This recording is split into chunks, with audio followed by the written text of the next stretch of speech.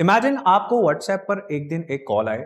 आप इस कॉल को उठाते नहीं हो, लेकिन इस मिस्ड कॉल आने के बाद आपके फोन के अंदर एक ऐसा सॉफ्टवेयर इंस्टॉल हो जाता है जिससे आपकी कॉन्टैक्ट लिस्ट, आपकी लोकेशन, आपकी इंटरनेट ब्राउजिंग हिस्ट्री, आपके एसएमएस, ईमेल्स और भी बहुत सारी चीजों पर किसी की नजर होनी स्टार्ट हो जाती है। ऐसा ही हुआ इंडिया के कुछ बेहद प्रोमिनेंट लोगों के साथ, which includes Rahul Gandhi, Prashant Kishor, some ministers in government of India, कुछ senior journalist, human right activist.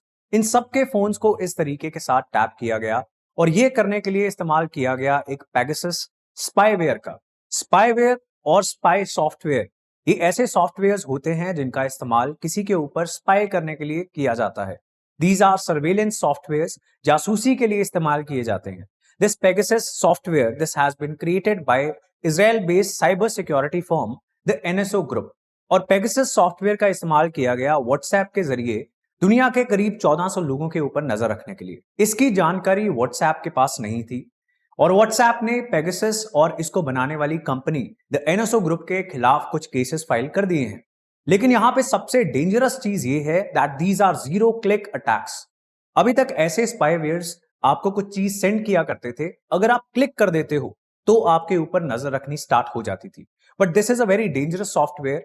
The person is clicking nothing, this is a zero click attack. इस सॉफ्टवेयर के अंदर आप कुछ भी ना करो, आपको सिर्फ एक मिस्ड कॉल आएगी, आपने कोई रिएक्शन नहीं किया, लेकिन आपकी सर्वेलेंस स्टार्ट हो जाएगी। So you can imagine how dangerous this thing can be कि आपके डिवाइस, आपकी लोकेशन, आपकी इंफॉर्मेशन, आपकी प्राइवेसी के ऊपर आपका बिल्कुल कंट्रोल नहीं रहेगा। This can be used by governments. This can be used by the governments of enemy countries. But in this case, किसी भी सरकार को इस बात की जानकारी नहीं थी। दुनिया में बहुत सारे लोगों के ऊपर इस सॉफ्टवेयर का इस्तेमाल करके और व्हाट्सएप का इस्तेमाल करके, व्हाट्सएप को जरिया बना के काफी लोगों के ऊपर इस तरह के अटैक किए गए।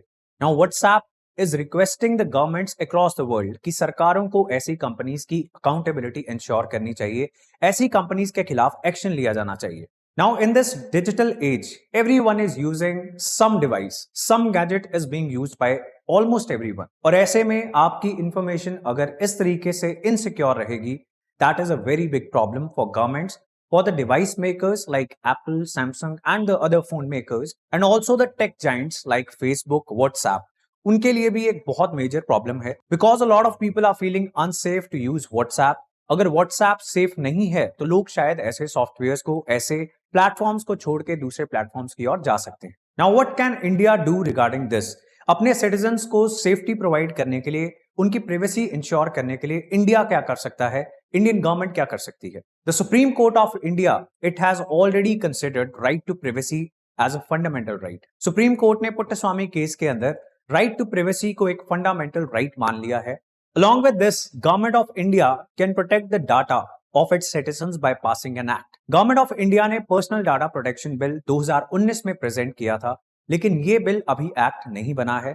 सो अगर इंडियन सिटीजन्स का डाटा इस तरीके से चुराया जाता है, उसे मिसयूज किया जाता है, अभी तक अकाउंटेबिलिटी इंश्योर करने के लिए हमारे पास कोई भी कानून नहीं है। So going ahead in future, government of India इस एक्ट को पास कर सकती है। Government of India WhatsApp, Facebook, Instagram, इन सभी प्लेटफॉर्म्स के साथ मिलकर काम कर सकती है so that the data of the users of these platforms it stays safe.